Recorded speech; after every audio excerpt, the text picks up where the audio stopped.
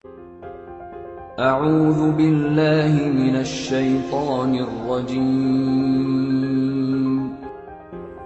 Bismillahirrahmanirrahim. Silsilah alam atau tambo alam. Tarekat tuo tambo alam pengajian tubuh. 1.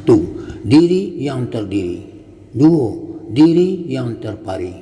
3. Diri yang tersembunyi. 4. Diri yang sabananya diri. Hampir tersebut di atas adalah manusia, cucu Adam. Surat 30 ayat 8. Bismillahirrahmanirrahim. Awalam yatafakkaru fi anfusihim.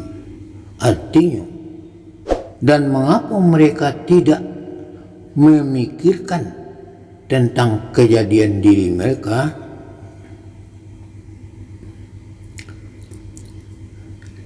Kalau dipikir-pikir, dihinuk, dimanungkan, dihindang, ditampi tarikh, dipilih atas cik-cik tentang kejadian diri kita, ialah sabana bedu.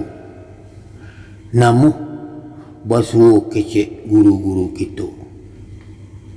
Bismillahirrahmanirrahim. Man arafa nafsahu faqad arafa rabbahu.